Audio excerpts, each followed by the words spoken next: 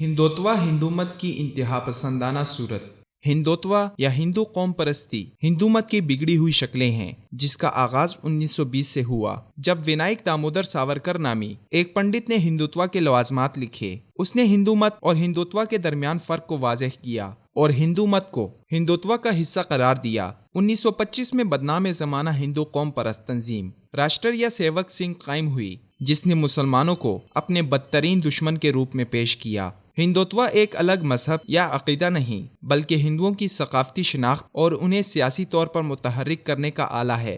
ہندوتوا ہندو مت کو شدت پسندی کی طرف مائل کرنے کی کوشش ہے تاکہ اسلام اور عیسائیت جیسے آسمانی مذاہب کا راستہ روکا جا سکے۔ ہندوتوا کے مطابق مسلمان اور عیسائی حملہ آور اور جابر ہیں، اور پارسی اور یہودی ہندوستان میں پناہ گزینوں کے طور پر داخل ہوئے۔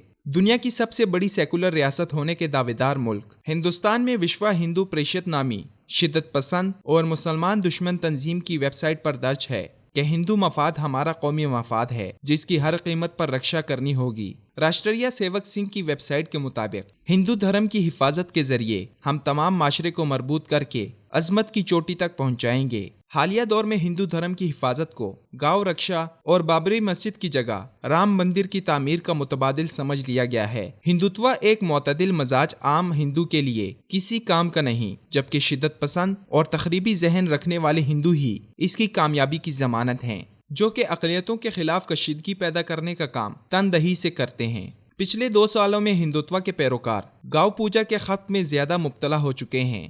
بھارتی گاؤں سیوا سنگھ کے پردھان شنکر لال کے مطابق وہ حاملہ عورتوں کو نارمل ڈیلیوری کے لیے گائے کے پیشاب اور گوبر کا ملغوبہ کھلاتے ہیں۔ ایک مورخ ڈی این جھا کے مطابق کیرالہ اور شمال مشرقی ہندوستان کے ہندو صدیوں سے بیف کھانے کے عادی ہیں، مگر اب ان کا بائیکاٹ کیا جا رہا ہے۔ ملک کے بیشتر حصوں کے برہمن سبزی خور ہیں، مگر بنگال اور بہار کے برہمن گوشت خور ہیں۔ ڈی این جھا کے مطابق ہندو مت کے معزز ویدک بابا یجنا ولکیا قربانی کی گائے کے گوشت سے اپنے جسم کی پرورش کرتے رہے۔ سماجی علوم کے ماہر آشیش کندی کے مطابق سنسکرت زبان میں برہمن کا مترادف گو گھاناس ہے، جس کا مطلب گوشت خور ہے۔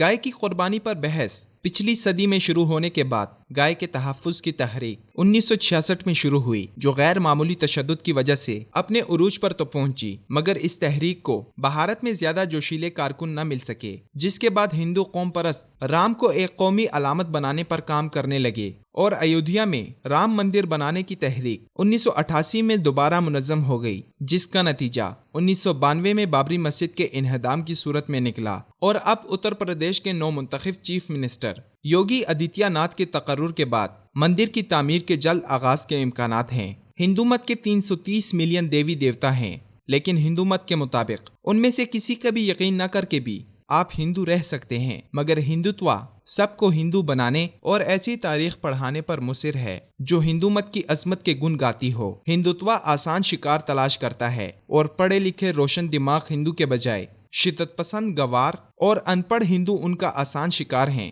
جنہیں سہولت سے مسلمانوں کے خلاف استعمال کیا جا سکتا ہے۔ ہندوتوا کے پیروکاروں کے مطابق یہ ایک عظیم قوم پرست نظریہ ہے، اور بھارت میں دوام اب اس کا مقدر ہے۔